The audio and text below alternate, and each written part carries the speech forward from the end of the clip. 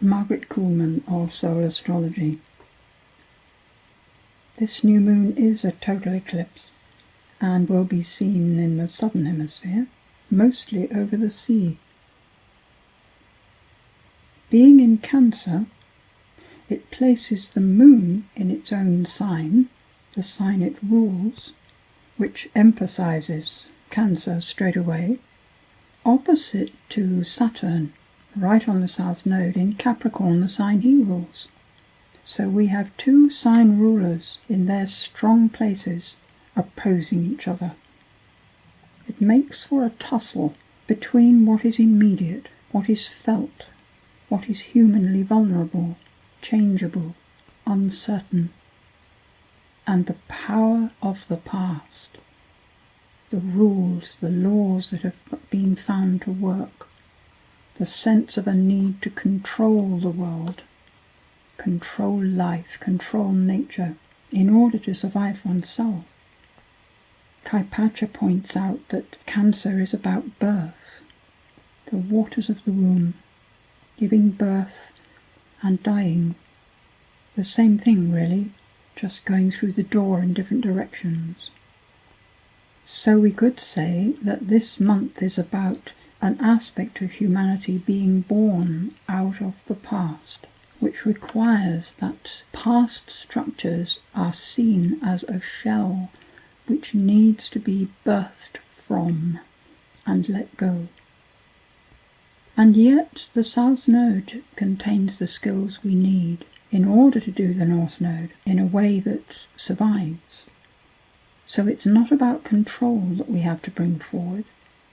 The aspect of Capricorn we need is the knowledge of the earth, the understanding, the sense of being part of the earth, the body being like the earth, that we are all part of it, part of the material experience, and knowing how it operates, but being flexible, being sensitive to how it is.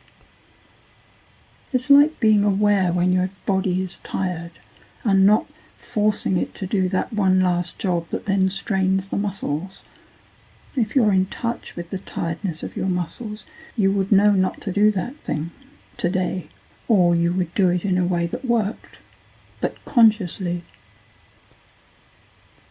The vulnerability of being human, Cancer, the waves, up and down, crests and troughs, mood changes.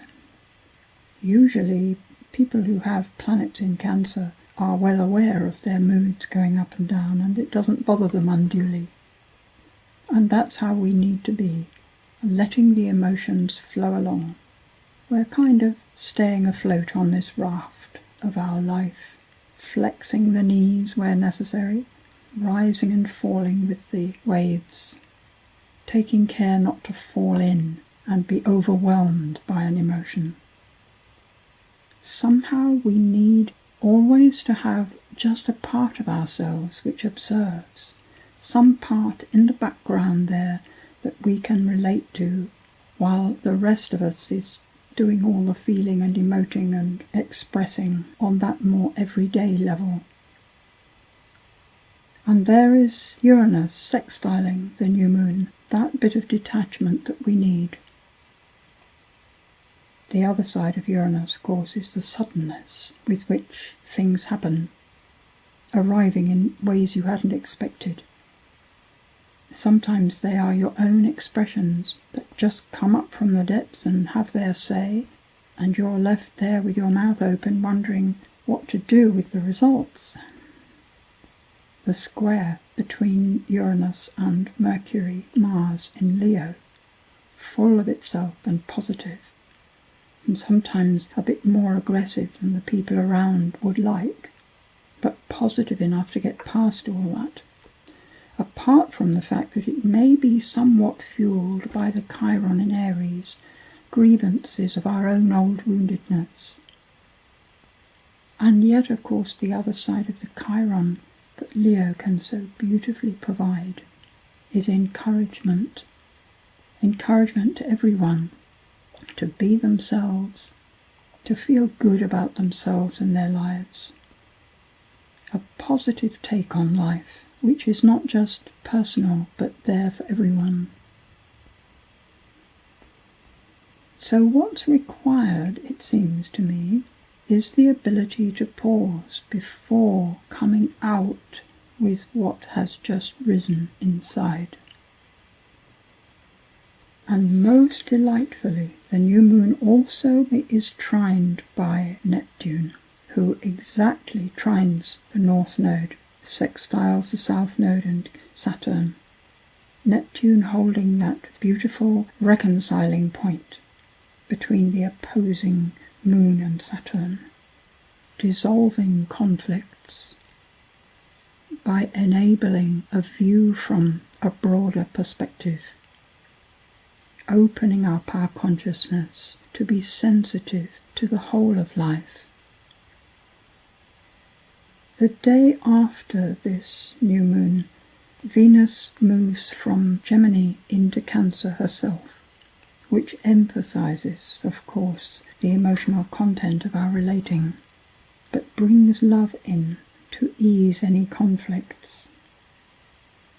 And then we get to the full moon on the 16th of July, and within a day or two, Mercury has retrograded into Cancer. So our communication once again becomes emotionally based. I tend to feel that it's best not to make decisions when feeling down at times when Mercury is in Cancer, because the mood will change, and you know how our decisions are very much affected by our moods. So we find in the full moon chart that Venus has moved to a position where she is almost exactly on the North Node herself, and therefore trining Neptune perfectly. So the second half of the month has even more of an uplifted spiritual influence than the first half. This is very much about loving on a spiritual level, not so much the emotional stuff of possessiveness, but more, as Eckhart Tolle says, soul to soul, a melding in relationship at a very fine and all-encompassing level.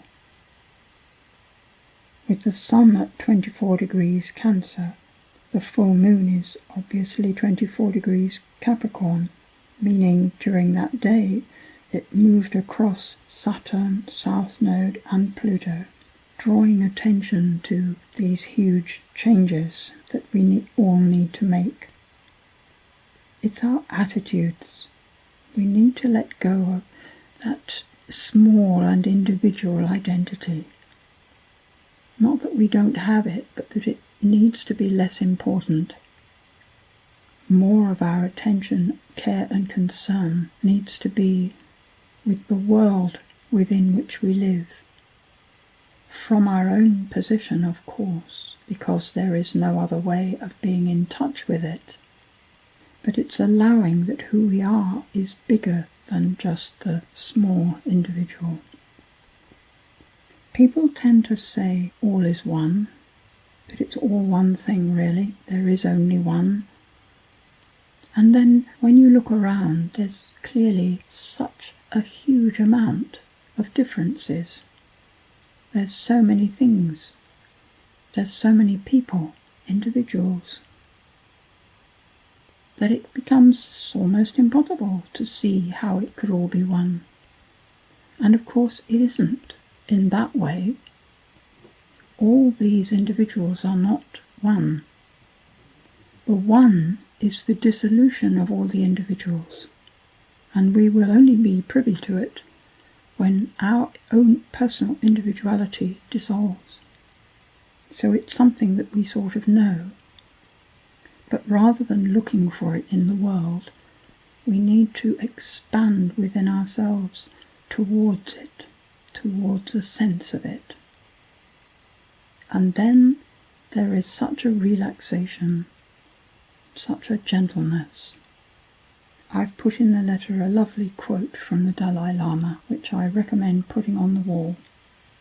He speaks of an inner door, and for the whole of this month, Neptune is holding open that inner door so that we can all reach through to the love that is everything.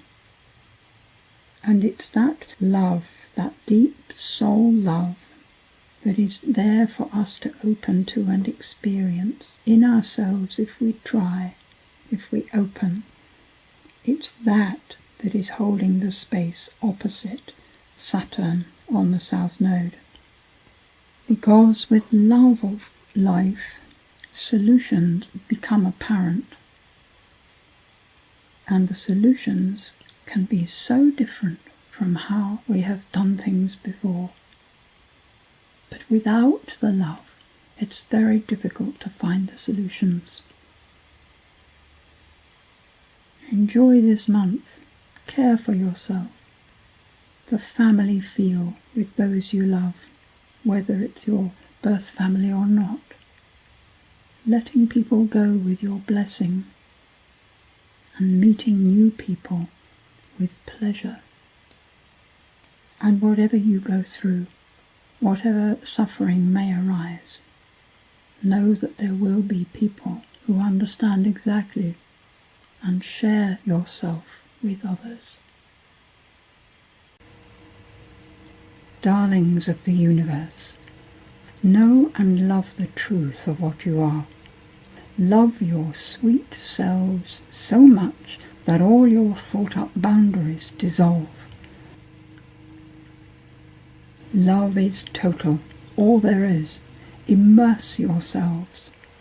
The stars shine out of your eyes, your hair makes music like wind chimes, your tears of joy the oceans are. And you may also enjoy all the little things of life that being a human being allows you, never losing the love of all of it, all together as one.